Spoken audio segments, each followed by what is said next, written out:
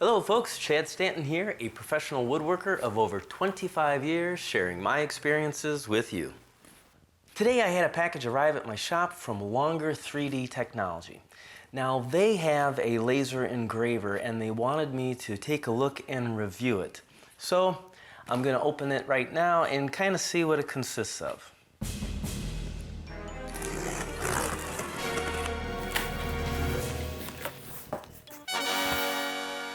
All right, everything is packaged really nice. Now I'm going to start taking it out, and let's see. They sent me the B1, which is a 20/30 watt laser engraver. So, seems like this is their latest and greatest machine they have on the market. So I'm going to unpackage this and do a little bit of research on what this actually consists of and what its capabilities are. The directions look pretty easy. It looks like there's only 8 steps to this, so that's perfect for me. This here, clearly everything in front of me is what came in the box, and to be completely honest with you, there's a lot fewer parts than I've had to deal with in the past from other machines. My overall first impressions? Well, I like it. Mostly because there are not a lot of parts to this. In fact, like I said, the directions showed 8 steps. The bags are labeled for the different steps and where these screws and components should go. It even comes with some tools, although I don't think that's necessary in my case. But you know, this is great if you're just a hobbyist and maybe you don't have a large tool collection. It's nice that they provide the ones for you that you need to assemble it. Once again, I really like the fact that it comes with air pump. I know these make a big difference when you're using the machine and cutting out material. The really big, large laser head. I'm curious to see what this can do. And the aluminum is all of a really good, heavy gauge. It just makes you feel like you're getting your money's worth when you see the quality this thick. But now here comes the part that I've always struggled with, putting these things together. I feel the directions lack certain steps. Everyone else out there online I know can put these things together like in 15 minutes, and you know, I'm somewhere right around like the 45-minute mark. So I'll be curious how quick I can put this together and with ease. So I will time this just like I've done others, and of course I will let you know certain steps on it if it gave me trouble or if the directions didn't really kind of line up or match with what I have in front of me. Here at step 2, I'm putting it together, and I have 2 screws, one that will go through the top into here and one that goes through the front into here. And for whatever reason, this hole is drilled off center just slightly. So I'm just gonna make the hole slightly oversized. That should take care of that problem. Hey, just as a good tip, anytime you're putting pieces together with a bunch of little screws and whatnot, get them all started first and then tighten them. If you tighten one down all the way, it could be offset a little bit and it'll make it harder to get the other screws started.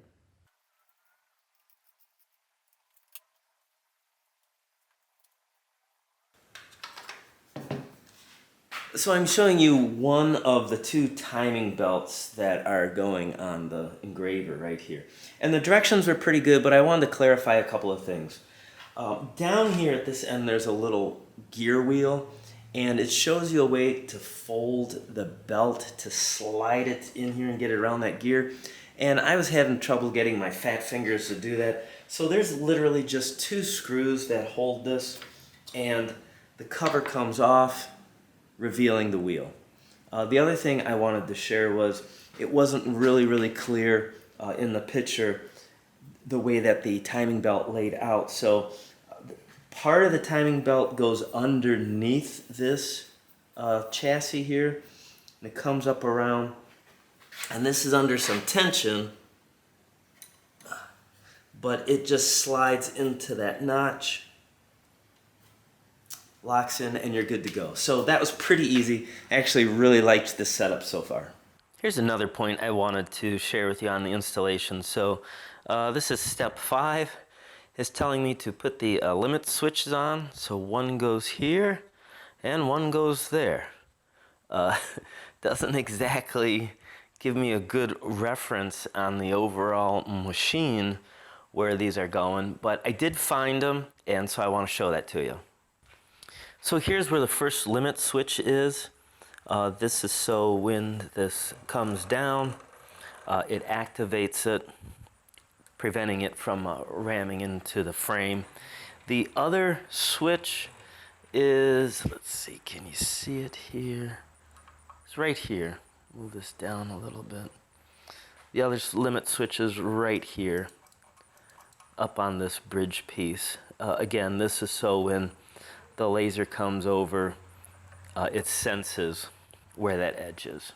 All right, just wanted to point that out because it wasn't crystal clear in the directions.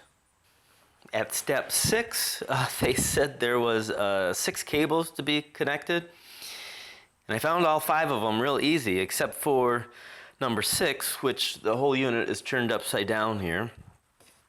And I found the location of it. It shows it rather well, the location of where the plug is, but I don't see the cable for it. And oddly enough, the cable is hiding way under here in this track. So here it is. Here's my cable, and I guess that gets plugged into there. Geez, it's gonna rub on that belt. That doesn't seem right, but at any rate, that's what I'm dealing with. I did find a better way to route this wire. So again, 2 screws back here. I took this cover off, and I don't know if you can see, but there's a slot here. And I was able to fish that wire up through the slot. It can now come around to the back here. You can't see it behind this foot pad is where the switch is. Maybe I can actually take this off. Yeah, okay, so here's where it plugs in, the cable plugs in. And so now I can put this in there. That. Make sure you got the plug going in the right way. And now the wire is completely out of the way of the pulley and the belt, and I don't have to worry about in time wearing either the belt out or cutting through the cable. So easy fix. It just took an extra minute to look closely at what's going on there. And there we have it. We have the laser machine all assembled. I have to say this was probably the fastest laser assembly I've ever done, even with a couple of those little hiccups that you saw me work out. Now, I do have a couple of small questions from some things left behind. They left me a pair of tweezers and a small wrench. I'm not sure where the wrench is used because there was nothing in the directions that required a wrench. Everything was done with just Allen heads. So despite that, I guess it's just a little freebie that they're throwing in. But there was an item that I'm not sure where this goes, and this was called a window mirror, and it was in the assembly list of the parts that you'll be receiving. And all I can think of is that this would go on the bottom of the laser, like maybe this is the part of the laser lens, but if you look on the bottom of this, it's kind of encased. There's a cone, and then you have the tube for the air assist going down in there. And to get those 2 pieces off, you have to take 4 screws off to drop this outer assembly. And I can't imagine that they would have you do all that and it's something not be there already. So all I can think of is that this was an extra that they threw in. So you could, these periodically need to be cleaned, so maybe that way you could always have a fresh one to put on there. But I don't know, it said nothing in the directions about it, and I imagine there will be some videos by others coming out that will show you the proper steps to replace that. Didn't look that difficult, but nonetheless, you don't want to screw anything up on these machines. Overall, a couple of just real quick features to point out. I like the fact that it has a panic stop button on here. One of my machines does not have this, and this is a feature that I do like, especially if I have my piece starting off in the wrong place, or if whatever the program that I'm using sends this in the wrong area, you know, I can quickly turn the machine off. It does have keys, again, for safety. I know some others in some of my videos said that the keys are absolutely necessary for children.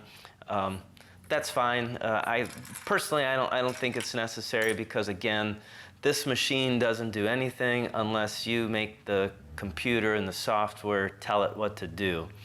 It has an anti-flame sensor, so if you are working on it and maybe you have your settings wrong, you step away, maybe it starts burning your material, it will sense that and shut the machine down. It also has the anti-tip on it, but again, I've never found that to be of any concern for me. I've never had anything falling over. But it does have a feature that I do like that the others don't. It has adjustable feet on it. So let's say that your work surface that you're putting it on isn't perfectly level. You can now adjust it and get that height right. And it has on this, one of my machines has an autofocus, which the computer does. But I really like this feature. It has the, I'm trying to do this without looking. There it is. It has like a kickstand. And you drop that down to whatever your work surface is. You tighten these two screws, lift the kickstand up, and now you're at the proper setting for the laser machine. I like that. It seems faster and it seems less problematic when you're working with it, because one of my laser machines, every once in a while, just randomly, that setting will move on me, and then of course it ruins my piece that I'm doing. So I really like the manual kickstand feature. If I had to have a small complaint so far, it's just these two screws here to actually move the laser up and down. They're kind of small and they're kind of tight to this gantry or this bridge, and it's a little difficult for my fingers to get on there to adjust. But other than that, I really have nothing else to squawk about. This seems like it's a pretty well-built machine. Even the cables, which has been an issue for me on some other machines, and this machine sent with it too, like the others, little cable ties, but it had these built-in like Velcro straps here, and it just seems nice. So as this moves, it seems like my wires are always going to be out of the way of my work and not get snagged up on anything, which I've had that happen too before me on a project. So at first glance, I like how this looks, but now let's run it through a few tests and let's see if it can do what it claims it can. So it's actually been a few weeks since you've seen me last, and there's a reason for that. I've been having problems with this. So I got online and I looked for some information. And I came across Curtis and his channel, Let's Make a Thing. Curtis has done several project videos with laser engravers and 3D printers. And I noticed he had the exact same engraver, the longer. So I kind of reached out to him and just asked if he's having any problems with his machine. And he said, no. But Curtis was nice enough to try and help me diagnose what was wrong with mine. And the first thing he asked me was, what software was I using? Now, on my other laser engravers, I had been using the free open source Laser Gerbil, and it worked okay. I had some glitches with it, but I figured it would be fine. Curtis suggested that I switch over and use the software Lightburn. Now, Lightburn can do a lot of stuff, which meant I had to take time to learn how to do just the basics. After I did that, Curtis gave me a couple of tips on how to fine-tune and set this so it worked really good with the Lightburn software. And since then, I've had no problems.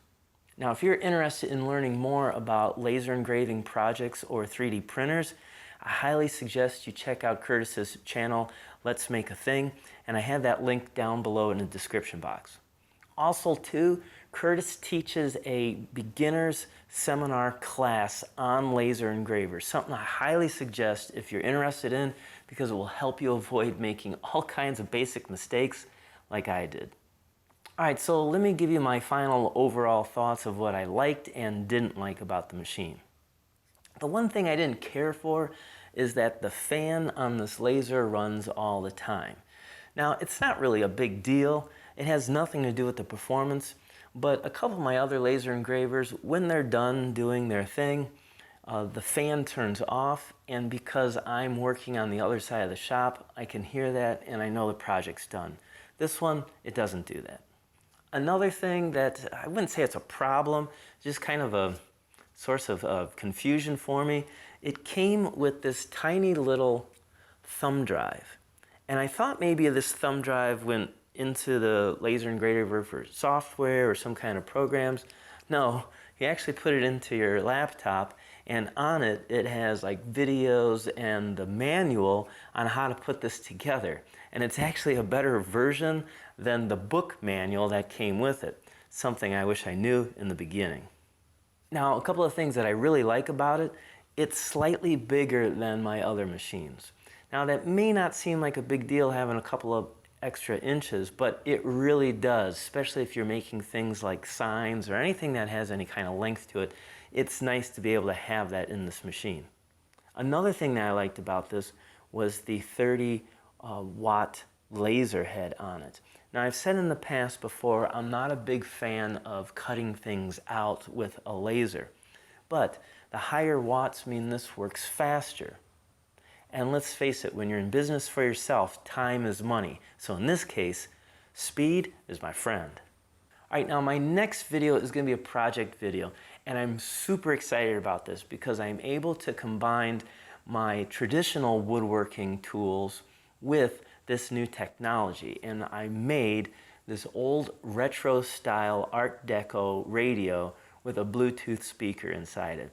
So check that out in the next video on how I combine both styles of woodworking. All right, until next time, thank you so much for watching. And until then, keep on dancing.